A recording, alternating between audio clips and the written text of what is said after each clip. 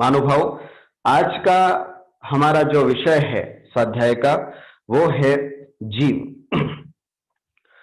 जीव क्या होता है, जीव कितने प्रकार के होते हैं, जीवों के कौन से विशेष गुण हैं और भी बहुत सारे भेद प्रभेद कौन कौन से होते हैं, इन सब चीजों के बारे में आज हम इस स्वाध्याय की कक्षा में पढ़ेंगे। प्रारंभ करते हैं। सबसे पहले जीव किसे कहते हैं, जीव का लक्षण क्या है। तो जीव की बात को जब भी हम करते हैं, जीव का लक्षण हम जब भी करते हैं तो उसको मुख्य रूप से 3 भागों में विभाजित करते हैं। जीव क्या, तो सबसे पहली बात, जिसमें चेतना पाई जाए।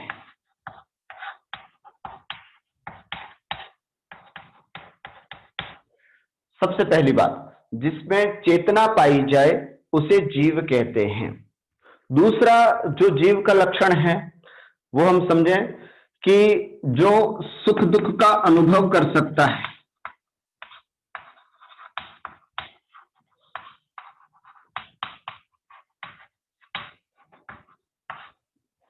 है ना, जो सुख दुख का अनुभव कर सकता है, उसको अनुकूलता मिले तो सुख, थोड़ी सी भी प्रतिकूलता मिलती है तो उससे बड़ा कष्ट महसूस होता है। ऐसा जो होता है उसे हम जीव कहते हैं। और तीसरा लक्षण अगर हम कहें तो ऐसा भी कह सकते हैं, जीता था, जीता है और जीवेगा, है ना। अर्थात जो पहले भी जिया है, अर्थात जिसने अपने जीवन जिया है, अभी भी जी रहा है कहीं ना कहीं किसी न किसी पर्याय में, और आगे भी जो जिएगा उसे हम कहते हैं जीव। मुख्य रूप से 3 बातें आपको जीव के लक्षण में ध्यान में रखनी है। एक बार फिर से रिवीजन करता हूं। जीव किसे कहते हैं? सबसे पहला लक्षण, जिसमें चेतना पाई जाती है। ये चेतना क्या चीज होती है, चेतना हम किसे कहते हैं? तो इसके लिए हम ऐसा समझें, ज्ञान दर्शन, ऐसा भी बोल सकते हैं। चेतना का मतलब होता है ज्ञान दर्शन।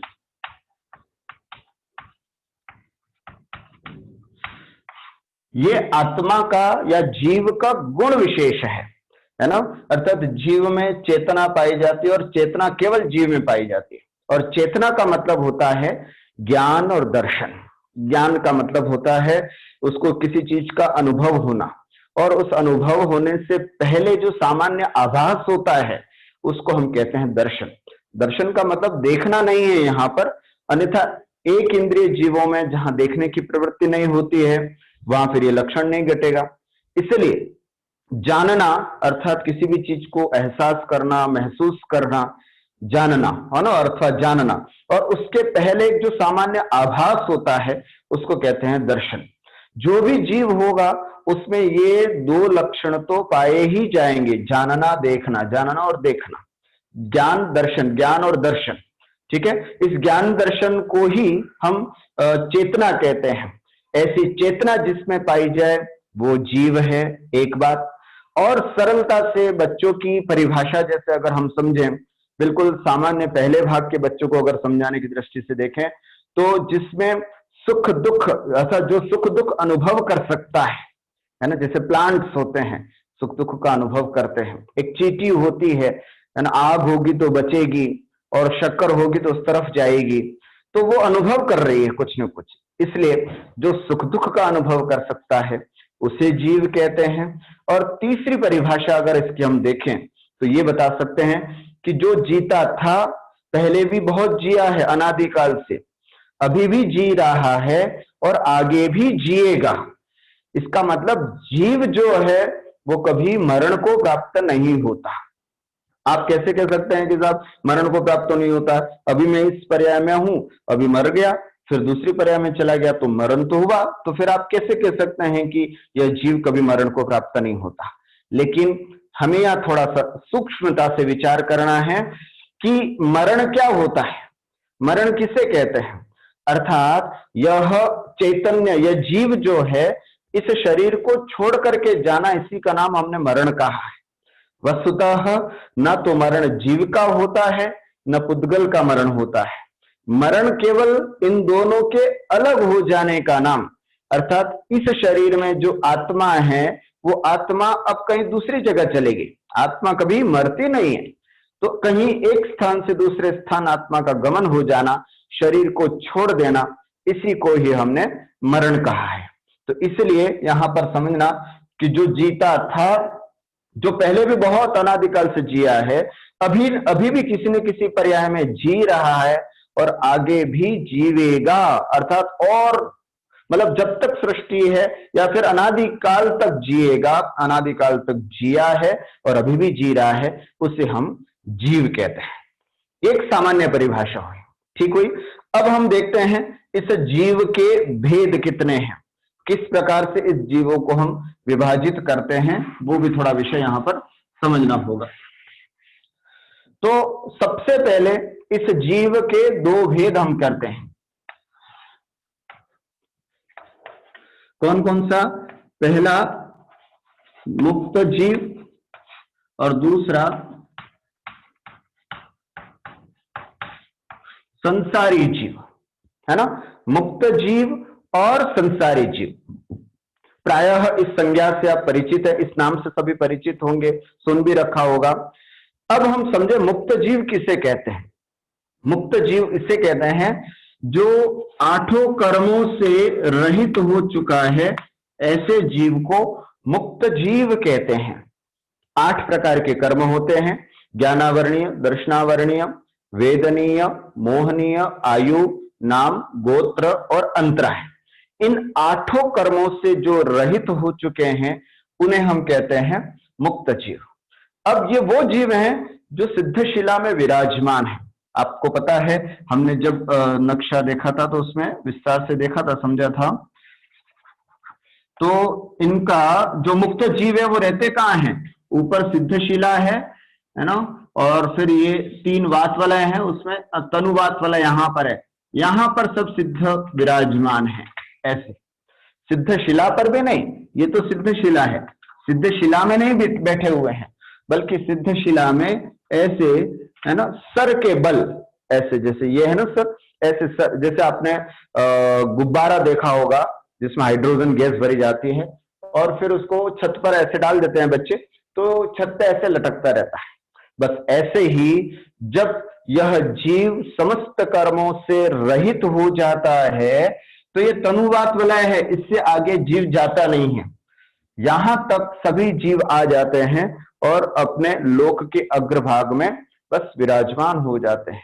बस अनंत सुख का अनुभव वहां जीव कर रहा है। 2 तरह की अवस्था होती है, या तो पद्मासन से बैठे हुए होंगे या फिर खड्गासन से। मतलब बैठे हुए तो क्या है, पद्मासन से होगी उनकी अवस्था या फिर खड्गासन से उनकी अवस्था जानना चाहिए। तो ऐसे ये मुक्त जीव जानना, मुक्त, है ना, 8 कर्मों से रहित अवस्था जो होती है उसको हम कहते हैं मुक्त जीव। इसको ये भी कह सकते हैं ये वो जीव हैं जिन्होंने मोक्ष प्राप्त कर लिया है। ये वो जीव हैं जिनको हम सिद्ध कहते हैं, इसलिए क्योंकि इन्होंने अपने जीवन का लक्ष्य सिद्ध कर लिया है, इसलिए भी हम इनको सिद्ध जीव आदि के नाम से जानते हैं। कहां पर है ये जीव? तो कहते हैं लोक के अग्रभाग में विराजमान है। ऐसा ही शब्द उच्चारण करना आपको, लोक के अग्रभाग में। तो क्यों ये उससे आगे क्यों नहीं जा सकते हैं? तो कहते हैं उसके आगे, है ना, 6 द्रव्य मौजूद नहीं है। जहां द्रव्य है, जहां धर्म द्रव्य है, वही जीव गति करता है। बस इससे आगे नहीं जा सकता क्योंकि ऊपर द्रव्य नहीं है। तो इसलिए यहीं तक जीव आया और फिर यहां कहीं पर भी हो यहां तक आता है। फिर जैसे मुक्त हो जाता है, 8 कर्मों से रहित हो जाता है, वो जीव यहां तक आकर के फिर स्थिर हो जाता है। तो ऐसा यह मुक्त जीव है जो 8 कर्मों से रहित होते हैं। एक और भी होते हैं, आपने सुना होगा, जो 4 कर्मों से रहित होते हैं, जिनको हमने पहले देव वाले पाठ में पढ़ा था। 4 कर्मों से रहित होते, इनको जीवन मुक्त कहते हैं। क्या बोलते हैं इनको? जीवन मुक्त। अर्थात संसार के जन्म मरण से तो ये मुक्त हो चुके हैं, लेकिन अभी भी 4 अघातीय कर्म शेष होने की वजह से इनको अभी भी संसार में रहना है। इसलिए इनको हम जीवन मुक्त, है ना, जीवन जी रहे हैं अभी संसार में, अभी परम औदारिक शरीर प्राप्त है, इस कारण से इनको जीवन, और चूंकि संसार के जन्म मरण से ये रहित हो चुके हैं, इसलिए इनको हम मुक्त। तो ऐसे जीवन मुक्त करके भी जो होते हैं वो हमारे अरिहंत परमेष्ठी होते हैं। ये वो तीर्थंकर होते हैं जो केवल ज्ञान को प्राप्त हो जाने के बाद सभी जगह धर्म सभाएं लगती हैं उनकी। ये वो जीव होते हैं जो जीवन मुक्त हो चुके हैं, बस अब अपना कुछ आयु कर्म शेष बचा है, उसको पूरा करने के बाद वो पूरी तरह से आठों कर्मों से रहित मुक्त अवस्था को प्राप्त हो जाएंगे। तो ऐसा यह जीव जो होता है ना, वास्तविक इस जीव का जो शुद्ध स्वरूप है ना, जो वास्तविक इस जीव का शुद्ध स्वरूप है, रूप रस गंध रहित, कर्मों से रहित, किसी भी प्रकार का कोई चिन्ह नहीं जिससे कि इसको पहचाना जाए, ऐसा जो बिल्कुल शुद्ध जीव होता है वो केवल और केवल मात्र मुक्त जीव होता है, जो बिल्कुल अच्छा और शुद्ध स्वरूप वाला होता है। ठीक हुआ। अब हम चलते हैं संसारी जीव की ओर कि संसारी जीव कौन से होते हैं और इसके कितने भेद होते हैं इत्यादि। अच्छा, अब मुक्त जीव के भी कोई भेद है क्या? नहीं, मुक्त जीव के सामान्य रूप से कोई ऐसा कोई विशेष भेद नहीं है ना। वैसे चाहे तो इस अपेक्षा से कर सकते हैं कि कौन सा जीव कहां से आया है, उस अपेक्षा से उनके भेद कर सकते हैं, लेकिन स्वरूप की दृष्टि से मुक्त जीवों में कोई भेद नहीं, सब एक जैसे होते हैं। इसलिए इस मुक्त जीव की चर्चा हम बस इतनी सी करेंगे, है ना, कि वो जीव जो आठों कर्मों से रहित हो चुके हैं, लोक के अग्रभाग में विराजमान हो चुके हैं, उन्हें हम मुक्त जीव कहते हैं। ठीक, अब हम चर्चा करते हैं संसारी जीव की। संसारी जीव किसे कहते हैं? इसके पहले मैं आपको एक बात और बता देता हूं कि जीव बोलो या फिर आत्मा बोलो, है ना, ये भी एक ही पर्यायवाची शब्द है इसका। जीव बोले, आत्मा बोले, या कहीं कहीं इसको प्राणी भी कहा जाता है ना। प्राणी, जिसमें प्राण होते हैं वह प्राणी है ना, और जीव है, आत्मा है, ये सब पर्यायवाची शब्द हैं। इन्हीं का प्रयोग प्रायः हम शास्त्रों में सुना करते हैं, तो ये सब इनको पर्यायवाची समझना। अब संसारी जीव की मैं आपसे चर्चा कर रहा था कि संसारी जीव किसे कहते हैं। तो सरल सी परिभाषा, संसारी जीव किसे कहते हैं, तो दो बातें इसमें विशेष रूप से ध्यान में रखने की है। जो संसार में है वो संसारी जीव, सिंपल सी बात। जो संसार में है ना, जो संसार में है उन्हें हम संसारी जीव कहते हैं। या फिर जो वास्तविक सैद्धांतिक परिभाषा, ये तो एक सामान्य बच्चों को समझाने लायक होगी। सैद्धांतिक परिभाषा अगर इसको कहें तो ऐसा कह सकते हैं, कर्मों से सहित जीव को, है ना, कर्मों से जो सहित है, आठों कर्मों से जो सहित है, ऐसे जीव को हम संसारी जीव कहते हैं। ठीक है, ऐसा भी कह सकते हैं जो संसार के जन्म मरण के दुखों को भोगता है, जो आठों कर्मों से सहित है और जो संसार में परिभ्रमण करता है, उसे हम संसारी जीव कहते हैं। ये संसारी जीव का लक्षण। फिर से एक बार, जो संसार में रह करके संसार के जन्म मरण के दुखों को भोगते हैं, जो आठों कर्मों से सहित हैं और जो संसार में रह करके परिभ्रमण करते हैं, उसे हम संसारी जीव कहते हैं। तो ये सामान्य रूप से संसारी जीव का लक्षण हुआ। अब आगे चलते हैं, यह संसारी जीव कितने प्रकार का होता है। जैसे मुक्त जीव का तो कोई प्रकार नहीं था, लेकिन क्या संसारी जीव के भेद प्रभेद हैं? हाँ, संसारी जीव के बहुत हैं। समझे कैसे? संसारी जीव, संसारी जीव में त्रस और स्थवर है ना। अभी हम इन जीवों का भेद जो है इंद्रिय की अपेक्षा से समझते हैं। इंद्रिय की अपेक्षा भेद, अर्थात संसारी जीव के इंद्रियों की अपेक्षा से कैसे भेद हो सकते हैं, वो हम यहां देख रहे हैं। इस अपेक्षा से हम समस्त संसारी जीवों को दो भागों में विभाजित करते हैं। एक तो त्रस जीव और एक स्थावर जीव।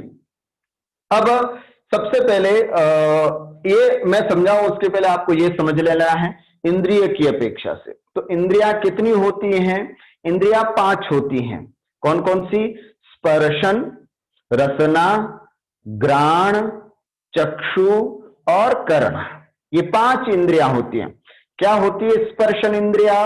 स्पर्शन इंद्रिय का मतलब होता है स्किन, है ना, जिससे हम फील करते हैं कि ये ठंडा है या गर्म है, कड़ा है या रूखा है ना, हल्का है या भारी है इत्यादि, है ना। जैसे ये हमने आंख बंद करके ये फील किया कि हो ये कोई चौक जैसा पदार्थ है या सॉफ्ट है, तो ये जिससे हमने फील किया उस इंद्रिय को कहते हैं स्पर्शन इंद्रिय। स्पर्शन, जहां टेस्ट करके हम किसी चीज को पता करते हैं कि ये खट्टा है या मीठा है या कड़वा है, तुरा है, ये बात हम जिससे फील करते हैं उसको बोलते हैं रसना इंद्रिय। क्या बोलते हैं? रसना। स्पर्शन स्किन, जिससे हम ये पता करते हैं कि ठंडा गर्म आदि। रसना, जिससे हम ये पता करते हैं ये कि ये टेस्ट कैसा है, कड़वा है, मीठा है ना, आदि। तो ये रसना इंद्रिय, स्पर्शन रसना। और उसके बाद आता है घ्राण।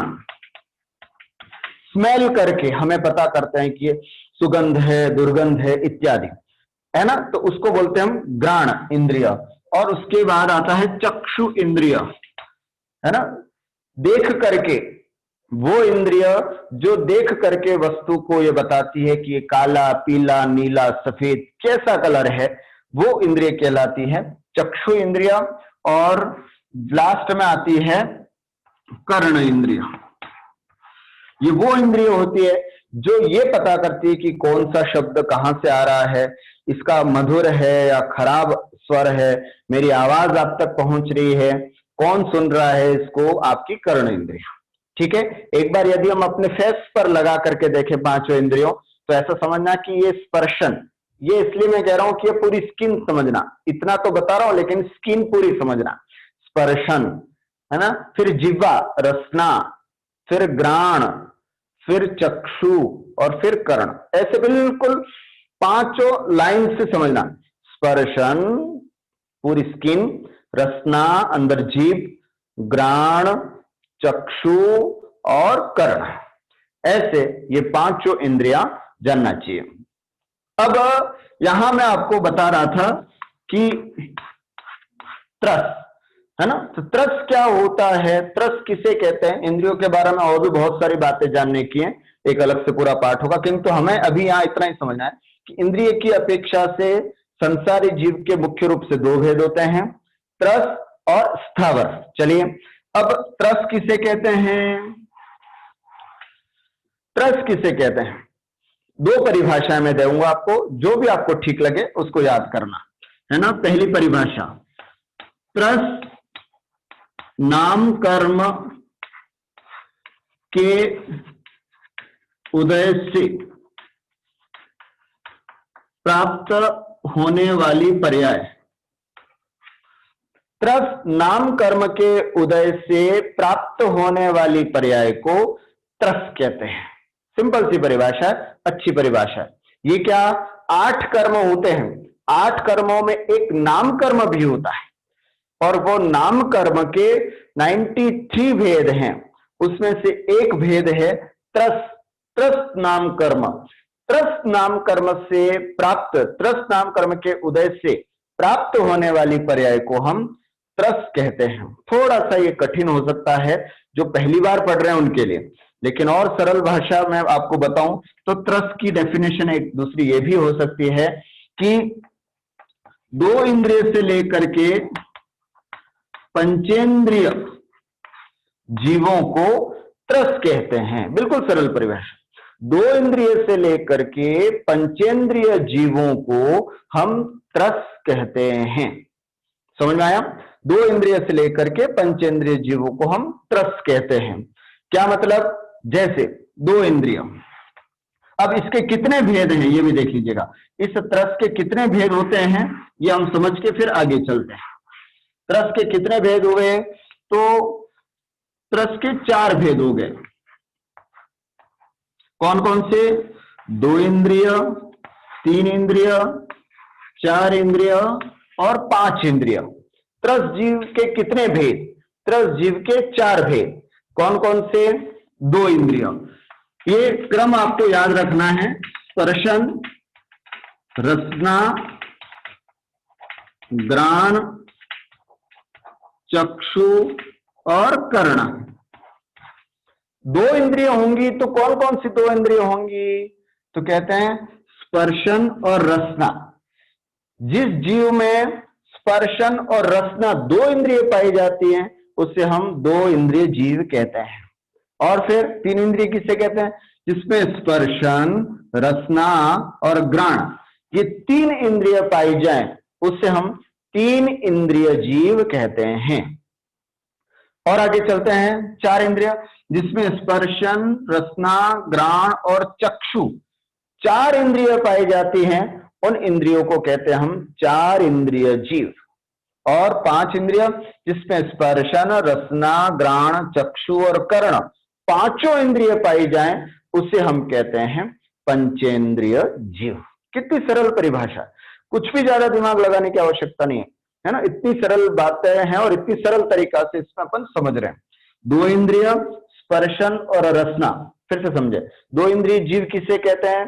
जिसमें स्पर्शन और रसना अर्थात जिसमें स्किन होती है, स्किन से फील कर सकते हैं, और रसना टेस्ट करने का भी उनके अंदर आ जाता है भाव, है ना, सेंस आ जाता है, उसको हम 2 इंद्रिय कहते हैं। कौन से जीव होते हैं 2 इंद्रिय जीव? तो कहे जाते हैं इसमें, समझे, लठ है, केचुआ है ना, आदि, है ना। तो लट समझते हैं? लट, लट क्या होता है? लट छोटी छोटे जीव होते हैं, बहुत छोटे छोटे जीव जो अनाज में पड़ जाते हैं कई बार, है ना। या फिर ऐसे समझे, ऐसे जीव जो ऐसे ऐसे करके चलते हैं, छोटे छोटे होते हैं और बिल्कुल ऐसे, पैर भी नहीं होते उनके, ऐसे ऐसे ऐसे करके जो चलते हैं उसे हम 2 इंद्रिय जीव कहते हैं। आपने केचुआ, अर्थवर्म तो देखा ही होगा, वो भी 2 इंद्रिय जीव होता है।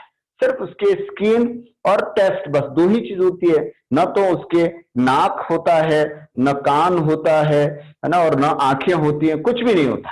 ऐसे 2 इंद्रिय जीव समझना है, लट, केचुआ आदि।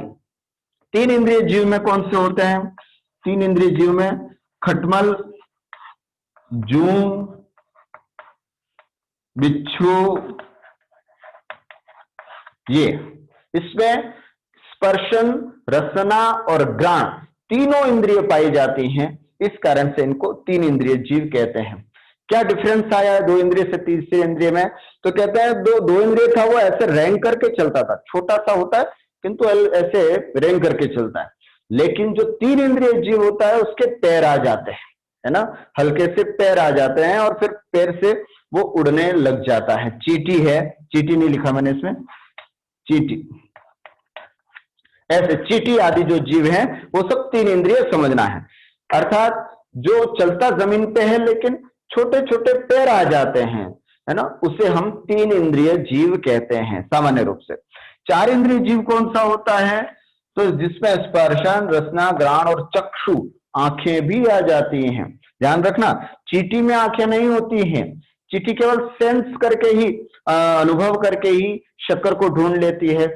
उसकी स्मेल करने की जो ताकत जो होती है ना, घ्राण चक्षु की, घ्राण इंद्रिय की जो ताकत होती है वो जबरदस्त होती है। तो उसके पावर, स्मेलिंग पावर होता है वो बहुत अच्छा होता है। इस कारण से जहां पर भी उसको शक्कर आदि पड़ी हुई दिखी होती है तुरंत वहां पहुंच जाती है। लेकिन 4 इंद्रिय में कौन कौन से जीव आ जाते हैं? तो 4 इंद्रिय में मक्खी, मच्छर, भंवरा, है ना, ये सब 4 इंद्रिय के अंदर आ जाते हैं। इसमें स्पर्शन, रसना, घ्राण और चक्षु एक और आ जाता है, अर्थात देखने की क्षमता। मक्खियों की देखना छोटी छोटी आंख होती है, मच्छरों की भी होती है, भ्रमर को भी देखना, तो ऐसे, पर इनके कान नहीं होते, इसलिए ये 4 इंद्रिय जीव कहलाते हैं। और एक विशेष बात इसमें और समझना कि जिनके पंख भी होते हैं, यहां तक देखा तो जो हल्के से छोटे होते हैं रैंक करके चलते, 2 इंद्रिय। 3 इंद्रिय में देखा तो हमने हल्के से छोटे छोटे पैर भी हो जाते हैं, 3 इंद्रिय। और 4 इंद्रियों में थोड़े उड़ने की क्षमता आ जाती है, छोटे छोटे होते हैं, मच्छर जैसे होते हैं, उन्हें हम सब कहते हैं 4 इंद्रिय जीव। और उसके बाद आता है पंचेंद्रिय जीव, है ना, जिसके स्पर्शन, रसना, घ्राण, चक्षु और कर्ण, पांचों इंद्रिय जिसके अंदर आ जाती है, उसे हम कहते हैं पंचेंद्रिय जीव। ऐसे पंचेंद्रिय जीव को इसमें पांचों हो जाते हैं। कौन कौन से होते हैं? तो कहते हैं इसमें मनुष्य, देव, नारकी, है ना, और कबूतर, हाथी, घोड़ा आदि जितने भी बड़े बड़े एनिमल्स होते हैं, उन सबको भी हम इसके अंतर्गत समझ सकते हैं। ये सब पंचेंद्रिय जीव है। इसमें स्पर्शन, रसना, घ्राण, चक्षु और कर्ण सभी, है ना। इस तरह से ये 13 जीव के हमने सामान्य रूप से भेद देखे। एक चीज मैं आपको इसके साथ और समझा देता हूं, विकलत्रय। विकलत्रय भी किसे कहते हैं? तो कहते हैं 2 इंद्रिय, 3 इंद्रिय और 4 इंद्रिय, है ना। 2 इंद्रिय, 3 इंद्रिय, 4 इंद्रिय जीवों को विकलत्रय कहते हैं, है ना। विकलत्रय ऐसे 3 त्रस जीव जो अभी अधूरे हैं। एक सकल जीव होता है और एक विकल होता है। तो जो आधा अधूरा होता है उसको विकल कहते हैं। तो ऐसे आधे अधूरे इंद्रिय वाले जीव कौन कौन से हैं? 3। कौन कौन से? 2 इंद्रिय, 3 इंद्रिय, 4 इंद्रिय। और सकल इंद्रिय कौन सा होता है? वो होता है पंचेंद्रिय। उसके पास पांचों इंद्रियां होती हैं, इसलिए उसको सकलेंद्रिय कहते हैं। और ये विकलत्रय कहलाते हैं, है ना। विकलत्रय 2 इंद्रिय, 3 इंद्रिय, 4 इंद्रिय जीवों को विकलत्रय कहते हैं। पंचेंद्रिय को सकलेंद्रिय, जिसमें पांचों इंद्रियां होती हैं, उसको हम सकलेंद्रिय जीव कहते हैं। ठीक हो गया। इस अपेक्षा से हमने यहां पर पंचेंद्रिय जीवों तक बात समझी।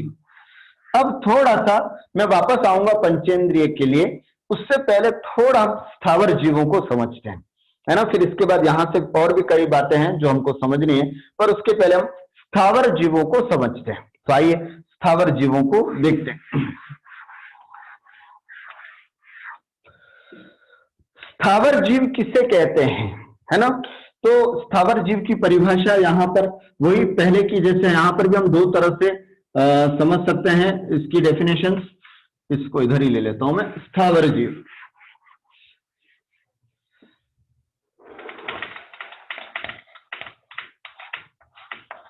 स्थावर, स्थावर किसे कहते हैं?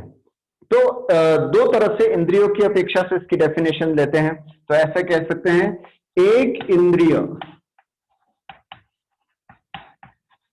एक इंद्रिय जीव को केवल एक इंद्रिय होती है, जिसकी केवल एक इंद्रिय जीव होती है, उसे हम स्थावर कहते हैं। क्रम वापस वही याद रखना, स्पर्शन, रसना, घ्राण, चक्षु और कर्ण। अगर एक इंद्रिय होगी तो कौन सी होगी? केवल और केवल स्पर्शन इंद्रिय, है ना। ऐसा नहीं कि एक कान हो सकता है या एक आंख भी हो सकती है, ऐसा नहीं। एक इंद्रिय अगर किसी जीव के होती है तो वो केवल और केवल स्पर्शन इंद्रिय, स्किन ही होती है, उसे हम कहते हैं स्पर्शन इंद्रिय, एक इंद्रिय स्थावर जीव। ठीक हो गया। दूसरा, अगर सैद्धांतिक परिभाषा अगर हम समझना चाहें तो हम ऐसा भी कह सकते हैं कि स्थावर नाम कर्म, है ना, स्थावर नाम कर्म से प्राप्त होने वाली पर्याय को हम स्थावर जीव कहते हैं। अर्थात वो जीव जिसने स्थावर नाम कर्म के उदय से स्थावर पर्याय को प्राप्त कर रखा है, उस जीव को हम स्थावर जीव कहते हैं। दोनों परिभाषा अच्छी हैं। आपके क्षयोक्षम के हिसाब से जो परिभाषा आपको ठीक लगे, जो भी लक्षण ठीक लगे, उसको याद रखना है। एक इंद्रिय जीव अर्थात केवल मात्र स्पर्शन इंद्रिय जिसकी होती है, उसको हम स्थावर जीव कहते हैं। या फिर स्थावर नाम कर्म के उदय से प्राप्त होने वाली पर्याय, या उस पर्याय को जो प्राप्त हो चुका है, उस जीव को हम स्थावर जीव कहते हैं। ठीक हुआ। ऐसे स्थावर जीव के कितने भेद होते हैं? तो यहां देखें, इस स्थावर जीव के कुल 5 भेद होते हैं। कौन कौन से? पृथ्वी, पृथ्वी कायिक, जल कायिक, अग्नि कायिक, वायु कायिक और वनस्पति कायिक। पृथ्वी कायिक, जल कायिक, अग्नि कायिक, वायु कायिक और वनस्पति कायिक, 5 प्रकार के स्थावर जीव होते हैं। कैसे, अब समझे थोड़ा ध्यान से। पृथ्वी कायिक लक्षण सिंपल है, इन सब की डेफिनेशन बहुत सिंपल है, पर आपको एक बार याद रखनी है। किससे? पृथ्वी ही जिन जीवों का शरीर है उसे हम पृथ्वी कायिक जीव कहते हैं। जल ही जिन जीवों का शरीर है उसे हम जल कायिक जीव कहते हैं। अग्नि ही जिन जीवों का शरीर है उसे हम अग्नि कायिक जीव कहते हैं। वायु ही जिन जीवों का शरीर है उसे हम वायु कायिक जीव कहते हैं। और वनस्पति ही जिन जीवों का शरीर है उसे हम वनस्पति कायिक जीव कहते हैं। समझ में आया? ऐसे ही परिभाषा बोलनी है आपको। पृथ्वी ही जिन जीवों का शरीर है उसे पृथ्वी कायिक, जल ही जिन जीवों का शरीर है उसे जल कायिक, अग्नि जिस जीवों का शरीर है उसे अग्नि कायिक, वायु जिन जीवों का शरीर है उसे हम वायु कायिक, और वनस्पति ही जिनका शरीर है उसे हम वनस्पति कायिक जीव कहते हैं। समझ में आया? ये इसकी परिभाषा हुई। सबसे पहले पृथ्वी कायिक। पृथ्वी कायिक जीव क्या होता है ना? पृथ्वी कायिक जीव किसे कहते हैं, तो इसको समझें। परिभाषा भी हमने देखी। पृथ्वी ही जिन जीव का शरीर है उसे हम पृथ्वी कायिक जीव कहते हैं। कैसे? जैसे एग्जाम्पल, जैसे जितने भी खनिज पदार्थ हैं, खनिज पदार्थ का मतलब जो भी पहाड़ों से प्राप्त हुआ, सोना, चांदी, लोहा, तांबा, अभ्रक इत्यादि, ये जितने भी पदार्थ हैं जो हमें गुफाओं से, है ना, और बड़े बड़े गुफाओं से प्राप्त होते हैं, पहाड़ों से प्राप्त होते हैं, ये सब खनिज तत्व।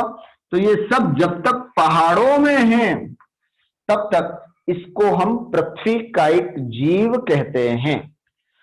और भी बड़े बड़े पत्थर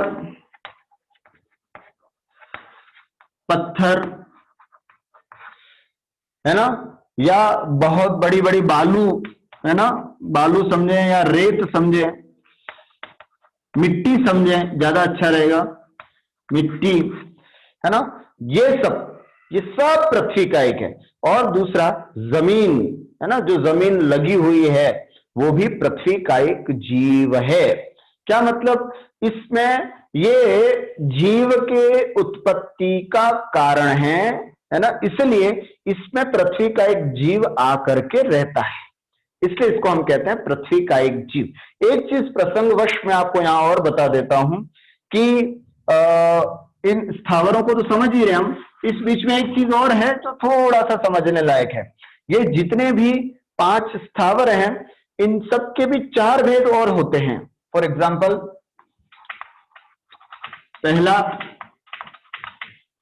सामान्य पृथ्वी,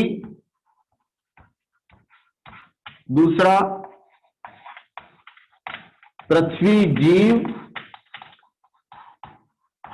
तीसरा पृथ्वी कायिक, और चौथा पृथ्वी काय। ऐसे इस पृथ्वी कायिक जीव के भी फिर से उपभेद होते हैं। जो लोग पहली बार समझ रहे हैं वो बहुत ध्यान से समझे, है ना। इन सब के ऐसे ही होंगे, है ना, जैसे जल सामान्य, जल जीव, जल कायिक और जलकाय। अग्नि सामान्य अग्नि, है ना, अग्नि जीव, अग्नि कायिक और अग्निकाय। वायु सामान्य वायु, वायु जीव, वायु कायिक जीव और वायु काय। ऐसे करके सबके अपन इस तरह के और भी भेद होते हैं। संक्षिप्त में समझें इस चीज को। ये क्या चीज हुई? इसका मतलब होता है सामान्य पृथ्वी। सामान्य पृथ्वी का मतलब होता है वह पृथ्वी जहां पर अभी पृथ्वी कायिक जीव पैदा नहीं हुआ है, उसको हम कहते हैं सामान्य पृथ्वी, है ना। ऐसी वो पृथ्वी जहां पर अभी कोई जीव आकर के नहीं रुका है ना, कोई जीव उत्पन्न नहीं हुआ है, ऐसी पृथ्वी को बोलते हैं पृथ्वी, सामान्य पृथ्वी। क्या बोलेंगे इसको? सामान्य पृथ्वी। अब इस सामान्य पृथ्वी में जन्म लेने के लिए एक जीव आ रहा है, ये जीव आ रहा है। तो ये जो जीव आ रहा है ना, तो जो रास्ते में है ना, उस जीव को बोलते हैं पृथ्वी जीव। समझना, अभी इसमें जन्म लेने के लिए जिसने एक पर्याय छोड़ दी और रास्ते में है, पहुंच रहा है, रास्ते का मतलब एक पर्याय से दूसरी पर्याय, ये अभी यहां था, अब उसको यहां जन्म लेना है, तो इसके बीच में ये जो होता है ना, इसको बोलते हैं विग्रह गति। क्या बोलते हैं इसको? विग्रह गति। तो विग्रह गति में जो जीव है और आ करके इस पृथ्वी में जन्म लेगा, उस शुद्ध जीव को बोलते हैं पृथ्वी जीव। शुद्ध जीव का मतलब अभी उसमें कोई काया नहीं है उस अपेक्षा से, ठीक है। तो ऐसा पृथ्वी जीव हुआ। अब जैसे आया और उसमें रहने लग गया ये जीव, तो अब ये हो गया पृथ्वी कायिक जीव। ध्यान रखना, जब भी आप उच्चारण करें तो पृथ्वी कायिक, कायिक शब्द का उच्चारण करें। पृथ्वी कायिक, जल कायिक, अग्नि कायिक, वायु कायिक, वनस्पति कायिक, है ना।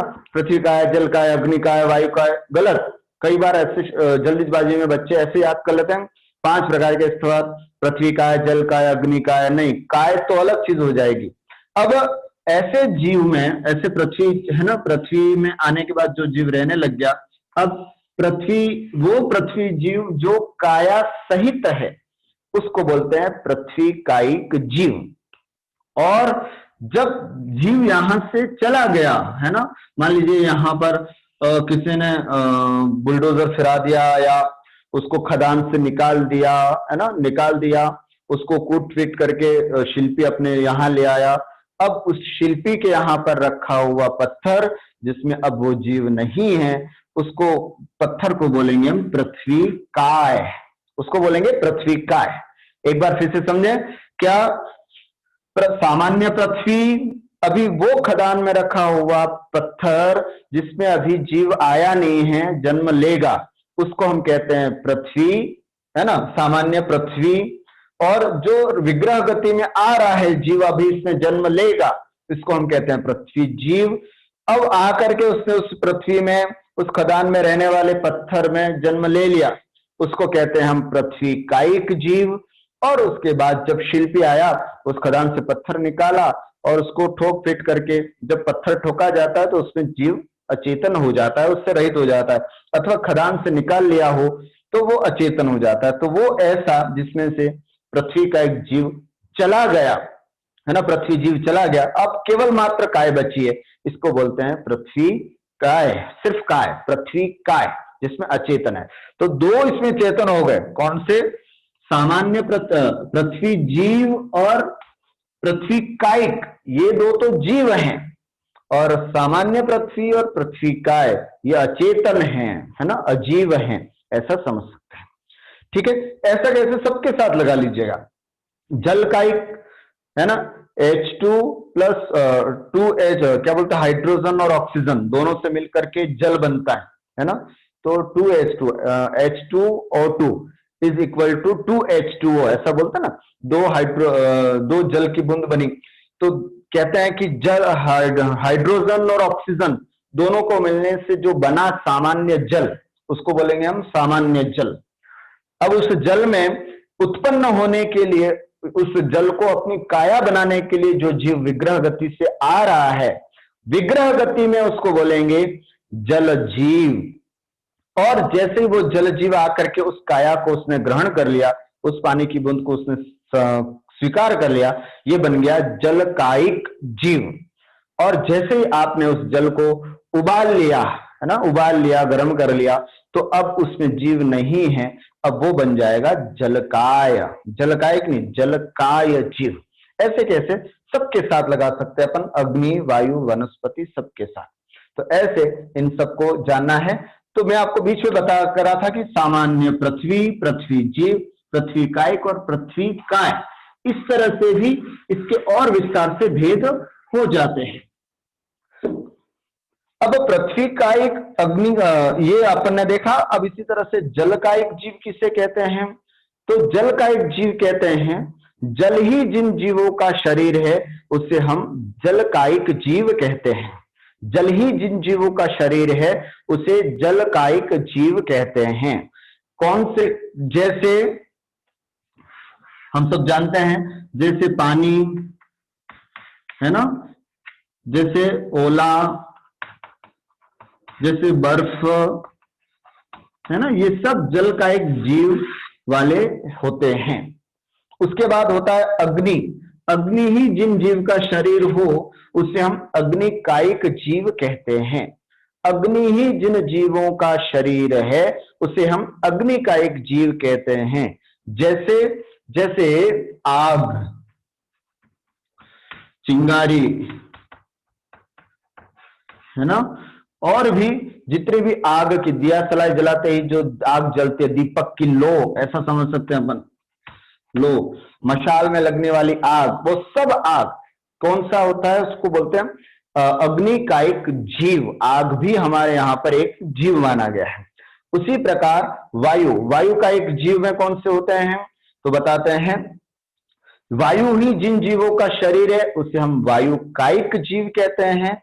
और वायुकायिक जीव में हवा है ना, हवा समझ लीजिएगा, पंखे से आने वाली हवा, एसी से आने वाली हवा है ना, या सामान्य समुद्र की लहरों से आने वाली हवा, ये सब हवाएं जो हैं वो वायुकायिक जीव कहलाती हैं।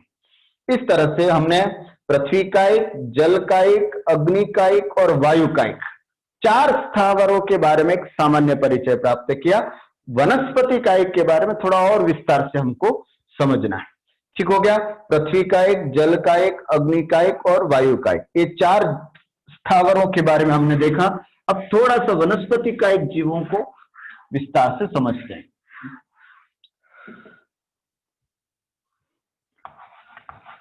वनस्पति कायिक, वनस्पति कायिक जीव किसे कहते हैं? परिभाषा वही, जिस जीवों का शरीर वनस्पति है या वनस्पति ही जिन जीवों का शरीर होता है उसे हम कहते हैं वनस्पति कायिक, है ना, वनस्पति कायिक जीव कहते हैं। अब ये वनस्पति कायिक जीव, ये तो हम उपकार समझें जगदीश चंद्र बसु का, जिन्होंने 1926 में ये सिद्ध कर दिया कि नहीं साहब, प्लांट्स में भी जीव होता है ना, पेड़ पौधों में भी जीव होता है। अन्यथा कोई भी पहले ये स्वीकार करने को तैयार नहीं था कि साहब प्लांट्स में भी जीव होता है। इसी तरह अभी हम कहते हैं ना कि साहब पृथ्वी में भी जीव होता है, पत्थरों में भी जीव होता है, खदान में लगा हुआ जो पत्थर है वो पृथ्वी का एक जीव है। बहुत जल्दी विश्वास नहीं होगा, किसी को भी कोई विश्वास नहीं करता है, लेकिन विज्ञान के कई तरह के लोग जो हैं, वैज्ञानिक आज भी लगे हुए हैं इस तरह की खोज में। और एक आर्टिकल पढ़ा था जो क्षमा सागर जी महाराज जी के संगोष्ठी में हुआ था, किसी का वाचन, उसमें ये कहा भी गया था कि पत्थर भी हजारों हजारों सालों में थोड़ा थोड़ा बढ़ता है, जो इस बात का सूचक है कि उसमें भी गति है, उसमें भी चेतना है, इस बात का प्रतीक है। तो कहने का भाव है चारों, पृथ्वी का एक, जल का एक। अब बताइए जल का एक जीव क्या होता है? आप ये समझ रहे होंगे कि जो 36,450 है ना, एक अनछने बूंद में, एक अनछने बूंद में आपने सुना होगा ना 36,450 जीव पाए जाते हैं। पर ध्यान रखना ये जीव त्रस जीव हैं, है ना। पानी की एक अनछनी बूंद में, ध्यान से सुनना, पानी की एक अनछनी बूंद में जैन दर्शन के हिसाब से तो असंख्यात जीव होते हैं। कितने होते हैं? असंख्यात जीव होते हैं, असंख्यात जीव होते हैं।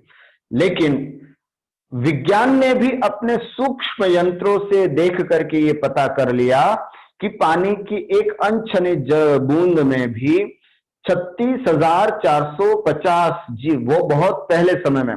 अब इसके बाद तो और कई ज्यादा संख्या तक पहुंची होगी ये बात कि एक बूंद में भी इतने जीव होते हैं। सोच लीजिए कितना पाप लगता है यदि हम बिना छना जल पीते हैं। आजकल कई युवा भाई ये भी तर्क देते हैं कि नहीं, एक्वा गार्ड लगा देते हैं ना, बहुत आरओ का वाटर आ जाता नहीं इस तरह से, तो वो फिर छना हुआ हो जाता है, उसको छानने की आवश्यकता नहीं है। लेकिन ऐसा नहीं है महानुभाव, है ना। पानी को छानना आवश्यक ही है। क्यों? क्योंकि छने पानी, जो छना हुआ पानी है वो ही त्रस जीवों से, इस प्रकार के जो त्रस जीव होते हैं उनसे रहित होता है। और उसके बावजूद भी अभी वो जल का एक जीव से रहित नहीं हुआ। जल का एक जीव से रहित होने के लिए उसको उबाला जाता है, गर्म किया जाता है, तो फिर उसमें जल का एक जीव भी नहीं रहता है। तो मैं आपसे ये कहना चाहता हूं कि हमारे यहाँ पर जैनों के 3 सिद्धांत जो बताए हैं, रात्रि भोजन नहीं करना, पानी छान करके पीना। पानी छान करके पीने के पीछे यही सबसे बड़ा लक्ष्य बताया गया है कि एक अनछने बूंद में असंख्यात जीव होते हैं, असंख्यात। सोचिए कितना पाप लगता होगा जब हम बिना अनछना पानी पिए, है ना, अनछना पानी पीते हैं।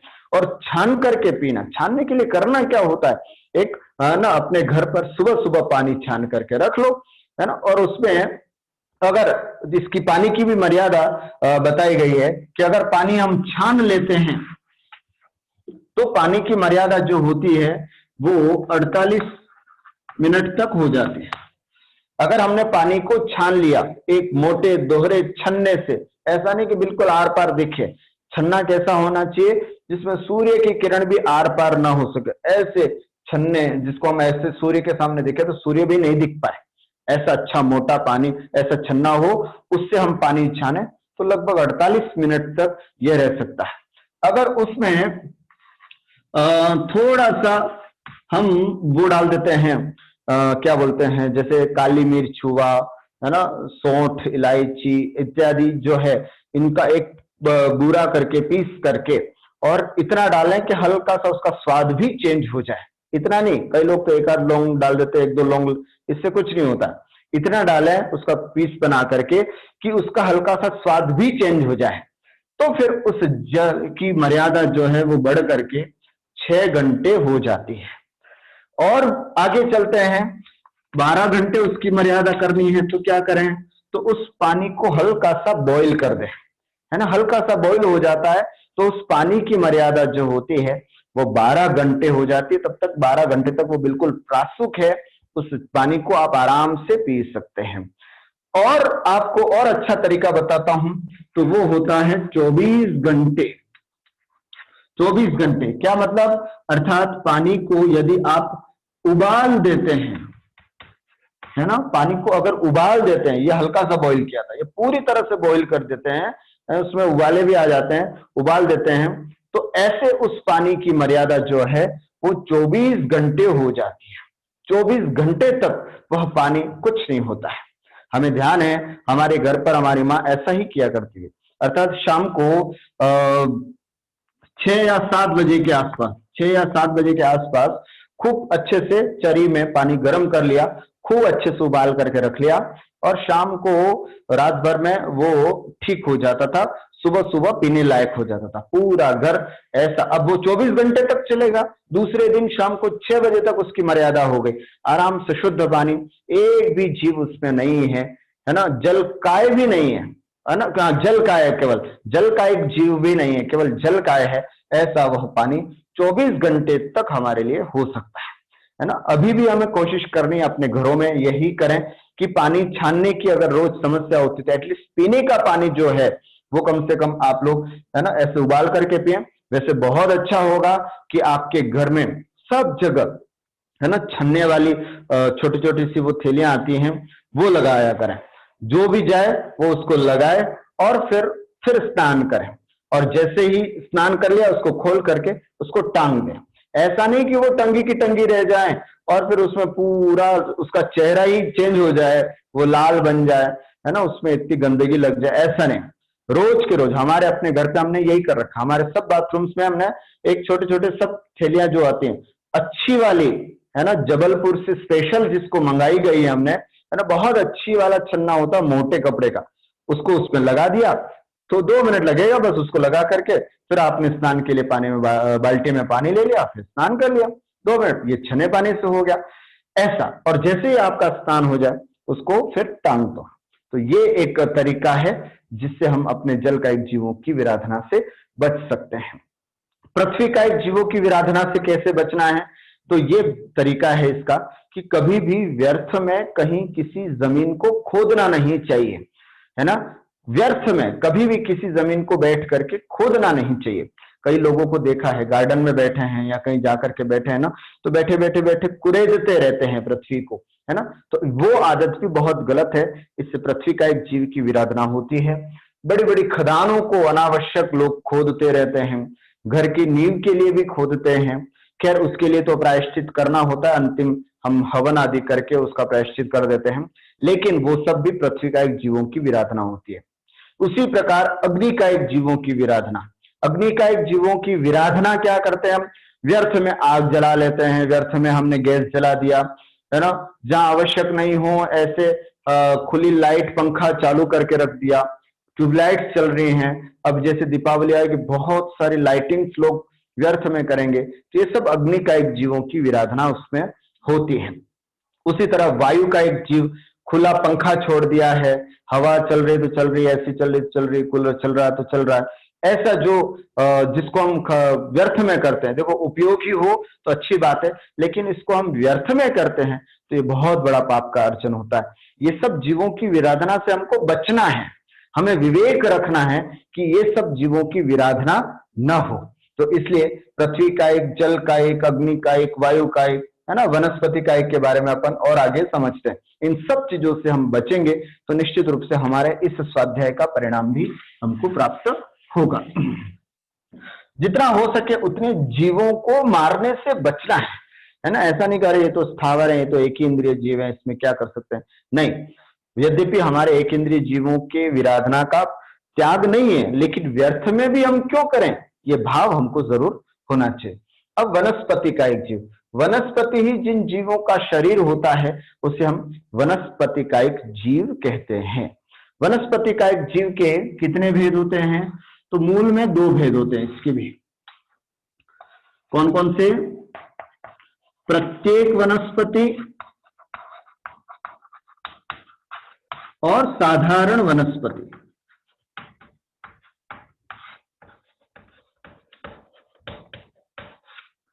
है ना, प्रत्येक वनस्पति और साधारण वनस्पति।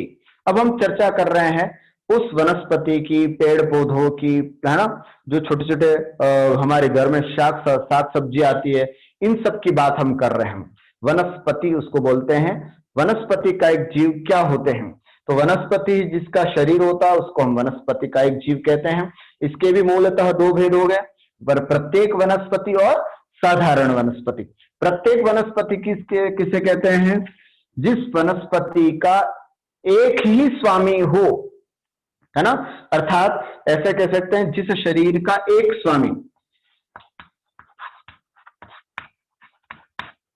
एक स्वामी हो, उसे हम प्रत्येक वनस्पति कहते हैं, है ना।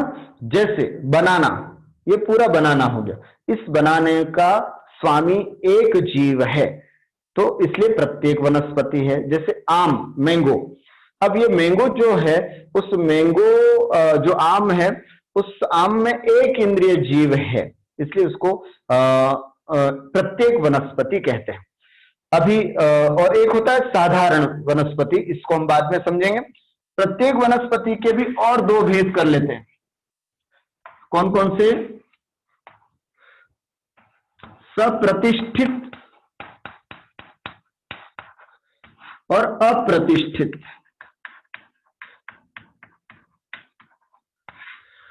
सप्रतिष्ठित प्रत्येक वनस्पति, अप्रतिष्ठित प्रत्येक वनस्पति जीव। सप्रतिष्ठित किसे कहते हैं, जिसके आश्रय से, है ना, जिसके आश्रय से बादर निगोदिया जीव है ना, जिसके आश्रय से बादर निगोदिया जीव पाए जाते हो, उसे हम सप्रतिष्ठित जीव वनस्पति, प्रत्येक वनस्पति कहते हैं। कहने का मतलब कैसे हम पहचाने कि ये सप्रतिष्ठित और अप्रतिष्ठित किसे कहते हैं? जिसके आश्रय से कोई बादर जीव नहीं होते हैं, उसको हम कहते हैं अप्रतिष्ठित प्रत्येक वनस्पति। कैसे पहचाने सप्रतिष्ठित? अभी वो आम जो पेड़ पर लगा है कच्चा है ना, कच्चा आम है, वो सप्रतिष्ठित है। वह लौकी जो कच्ची है, कच्ची लौकी हुई, कच्चा पपीता हुआ, वो सब सप्रतिष्ठित कहलाता है ना। अथवा जो चीज हम प्राय सब्जी में तो यही देखते हैं ना, पक जाए तो हम नहीं लेते उस चीज को, कच्चा देख करके लेते हैं प्रायः करके, है ना, तो वो सप्रतिष्ठित होता है। इस बात को हमें समझना होगा। सप्रतिष्ठित जीवों, सप्रतिष्ठित प्रत्येक वनस्पति में असंख्यात जीव होते हैं, है ना, और उसको खाने से भी असंख्यात जीवों को खाने का दोष हमको लगता है। तो सप्रतिष्ठित प्रत्येक वनस्पति में जो कच्ची है ना, जैसे हम परवल की सब्जी बनाते हैं, परवल भी जब लेने जाएंगे तो कच्चा देखते हैं, क्या कच्चा है कि नहीं, कच्चा है तो अच्छा है, हम लेते हैं। इसी तरह से करेला हुआ या और भी बहुत सारी भिंडी आदि जितनी भी सब्जियां हैं, है ना, जिनको हम समान भाग करने पर, है ना, जो इजीली हो जाता है, वो सब प्रतिष्ठित है, सब प्रतिष्ठित है। ऐसे सप्रतिष्ठित प्रत्येक वनस्पति को खाने में बहुत दोष लगता है। और जब वो पक जाए, है ना, जब वो उसकी पक्व अवस्था को प्राप्त हो जाए, अच्छे से वो पक जाता है ना, उसमें तोड़ने पर रेशे भी निकलते हों, ऐसी जो भिंडी हुई, लौकी हुई, जिसको हम सीधी सी भाषा में कहें, जिसको हम खाना भी पसंद नहीं करते, है ना, जिसको हम पसंद नहीं करते, जिसको खाना पसंद नहीं करते, जिसको हम रिजेक्टेड कर दे, अरे ये तो पक गई, इसको हटाओ हटाओ, ऐसी जो है वो कहलाती है अप्रतिष्ठित प्रत्येक वनस्पति, जो शुद्ध होती है, जिसको खाना चाहिए, है ना, किसी भी प्रकार की इसमें दिक्कत नहीं होती है, ऐसी अप्रतिष्ठित प्रत्येक वनस्पति। वैसे तो एक प्रत्येक जीव तो उसमें भी है, प्रत्येक वनस्पति है इस दृष्टि से, तो ऐसी अप्रतिष्ठित प्रत्येक वनस्पति होती है। तो ऐसे जीवों से हमको, जीवों की विराधना से बचना चाहिए। सप्रतिष्ठित जो प्रत्येक वनस्पति होती है, उसमें असंख्यात जीव होते हैं, उसके आश्रित असंख्यात जीव होते हैं, इसलिए हमें इनमें, है ना, बचना चाहिए। और अब हम चलते हैं साधारण वनस्पति। साधारण वनस्पति को समझने से पहले हम समझेंगे निगोद। निगोद क्या होता है? साधारण और निगोद दोनों पर्यायवाची शब्द है। साधारण बोले या फिर निगोद बोले, एक ही बात है ना। निगोद का मतलब ही यही होता है। निगोद किसे कहते हैं? साधारण और निगोद दोनों की परिभाषा एक ही है ना।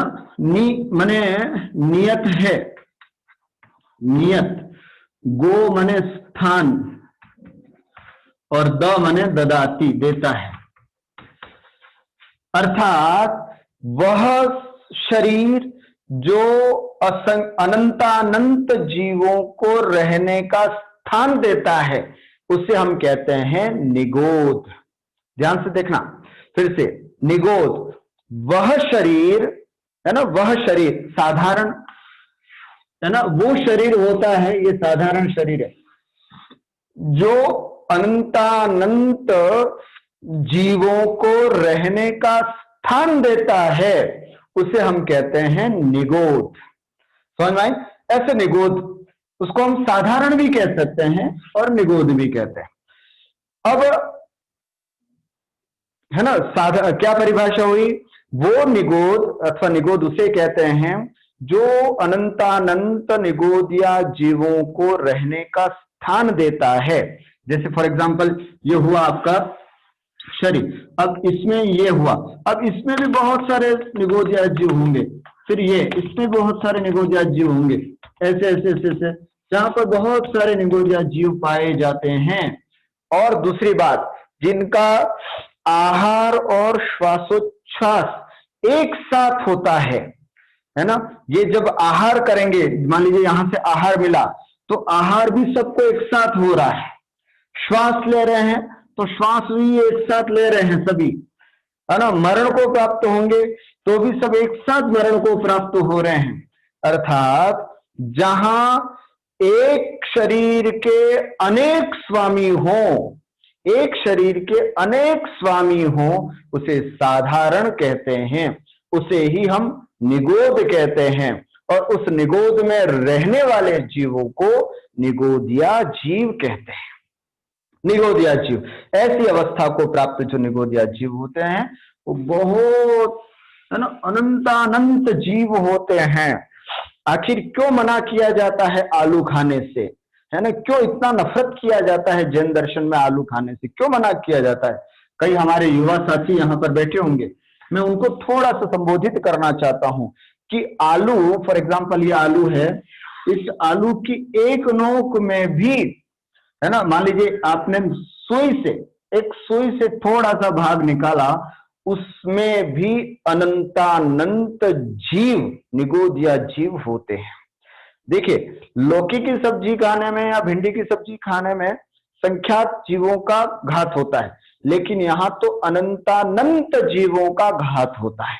बहुत अच्छा है कि आप सब्जी ही खाना छोड़ दें, कोई दिक्कत नहीं, लेकिन आलू, प्याज, लहसुन, जितने भी अंडरग्राउंड होते हैं, उन सब में अनंतानंत निगोदिया जीव पाए जाते हैं। भला कैसे खाने की इच्छा हो, हमारे पास विकल्प है, हम जैन हैं, हमारे पास कई तरह के विकल्प है और अच्छी अच्छी चीज खा सकते हैं। तो इसलिए कहा जाता है कि कभी भी एक सच्चा जैन होगा वो तो बिल्कुल आलू, प्याज, लहसुन और अंडरग्राउंड को हाथ भी नहीं लगाएगा और उसको नहीं खाएगा। इसलिए हमको इन आलू, प्याज, कहते हैं ना, मैंने एक बार पहले भी शायद बताया था कि आलू की नोक के बराबर किसी हल्का सा इतना निकाला जाए, उसमें इतने निगोदिया जीव हैं, इतने निगोदिया जीव हैं कि अगर वो कबूतर का रूप धारण कर ले तो पूरे भारत में ना समाये, इतने जीव वहां पर पाए जाते हैं। महानुभाव, कैसे उसको खाने की, आप कभी भी खाएं तो भाव करे कि वो हो, मैं अनंतानंत जीवों को भक्षण कर रहा हूं, ऐसा जैसे भाव लाएंगे तो निश्चित रूप से आपको कभी भी खाने की इच्छा नहीं होगी। तो ऐसा जो होता है निगोद, नियत रूप से जो अनंतानंत जीवों को गो मन स्थान देता है, उसको बोलते हैं निगोद। और ऐसे निगोद में रहने वाले जीवों को निगोदिया जीव कहते हैं। तो वनस्पति, ये वो साधारण वनस्पति है जो मुख्य रूप से अंडरग्राउंड होती हैं, जिसको जमीकंद जिसको हम कहते हैं, मूली, गाजर, आलू, प्याज, लहसुन, ये वो वाली वनस्पति है जिसमें खूब अनंतानंत निगोदिया जीव होते हैं। तो ऐसी चीजों को खाने से हमको बचना है। अब ये निगोद की जब बात चली है तो मैं एक छोटा सा इसमें ये भी बता देता हूं, दो प्रकार के निगोद जीव होते हैं, है ना, निगोदिया जीव दो प्रकार का होता है, एक तो नित्य निगोद और एक इतर निगोद। नित्य निगोद और इतर निगोद। नित्य निगोद वो कहलाते हैं जो उस निगोद की पर्याय से निकले ही नहीं अभी तक, उसी में जन्म मरण जन्म मरण जन्म मरण करते रहते हैं, उससे नित्य निगोद कहते हैं। जो अभी तक, जो निगोद से निकल करके जो जीव अभी तक बाहर नहीं आया है ना, पृथ्वी का एक, जल का एक आदि शरीर को प्राप्त नहीं किया या त्रस पर्याय को प्राप्त नहीं किया है, उसे हम नित्य निगोद कहते हैं। और जो एक बार आ चुका है बाहर और वापस संसार में परिभ्रमण करके पुनः निगोद में चला गया है, उसे हम इतर निगोद कहते हैं। ऐसे निगोद के भी दो भेद अपने को जानना चाहिए। आज की अपनी क्लास को मैं समाप्त करते हुए यहां अभी इतना ही कहूंगा, इसका एक भाग और होगा जिसमें हम और विस्तार से पंचेंद्रिय के भी कौन कौन से भेद और क्या क्या हैं वो सब हम देखेंगे। आज हम इसी बात को, वनस्पति का एक जीव, वैसे तो वनस्पति में जो पत्ते वाली सब्जी होती है, उस पत्ते वाली सब्जी का तो बिल्कुल त्याग कर देना चाहिए। जो व्रती हैं, सचित्त त्याग, है ना, सचित्त त्याग करके पांचवी प्रतिमा आती है। जो व्रती हैं वो तो कभी भी सचित्त, पत्ते वाली सब्जी, शास्त्रों में दो बातें बताई, पत्ते वाली सब्जियों का बिल्कुल त्याग कर देना चाहिए, और नहीं कर सकते पूरा तो कम से कम चातुर्मास के 4 महीने, है ना, 4 महीने हमें इन पत्ते वाली सब्जियों को नहीं खाना चाहिए। जैन दर्शन के अनुसार उन पत्ते वाली सब्जियों में भी खूब छोटे छोटे कई संख्यात जीव उसमें पाए जाते हैं, इसलिए उनका भी त्याग करना चाहिए। हाँ, जो व्रती हैं वो तो करते ही हैं, लेकिन ऐसा नहीं। आप प्रश्न करेंगे सब नहीं महाराज जी तो लेते हैं पत्ते वाली सब्जी, तो वो कैसे? तो हमें तो सिर्फ इतना ही कहना है कि महाव्रती हैं वे। महाव्रती जो एक सामान्य स्थावर जीव का भी घात करने में, जिनको एक इंद्रिय जीव, एक जीव को भी जो नहीं घात करते हैं, तो ऐसे अनंत जीव जिसमें भरे हुए हों, ऐसे कैसे वो ले सकते हैं? है ना, पत्ते वाली सब्जी नहीं लेना चाहिए। और दूसरा, आप अगर उनको कोई भी, है ना, जैसे एप्पल हुआ, आप एप्पल देते हैं, या फिर मान लीजिए कुछ भी फ्रूट्स देते हैं, जैसे पपीता आदि देते हैं, तो आप कैसे देते हैं? महाराज जी का तो सचित्त त्याग होता है, तो आप अगर कट कर देते हैं उतने में वो अचित्त हो जाता है क्या? नहीं, उसको अचित्त करने के लिए कहते हैं गर्म पानी, उबला हुआ पानी लेकर के उसमें 15 मिनट तक आप उसको अंदर रखें और उसके बाद उस एप्पल को बाहर निकालें, फिर पीस करके फिर महाराज जी को आहार में देना चाहिए। अगर ऐसा नहीं कर रहे हैं तो आप कहीं ना कहीं चौके में रह करके गलत कर रहे हैं। कम से कम 15 मिनट वो एप्पल हुआ या जो भी आप फ्रूट्स दे रहे हैं, वो चीकू हुआ, एप्पल हुआ, अंगूर हुआ, वो कम से कम 15 मिनट तक आपको उबले हुए पानी में रखना है। आप कहोगे बिल्कुल स्वाद ही बिगड़ जाएगा, तो फिर आप ऐसा कर सकते हैं, उनकी सब्जी बना लीजिएगा और उनकी, जैसे आप एप्पल देना चाह रहे हैं या बनाना देना चाह रहे हैं, तो उनकी सब्जी बना करके फिर दीजिएगा, तो ज्यादा अच्छा रहता है। तभी वो अचित्त होकर के मुनिराजों तक पहुंचता है।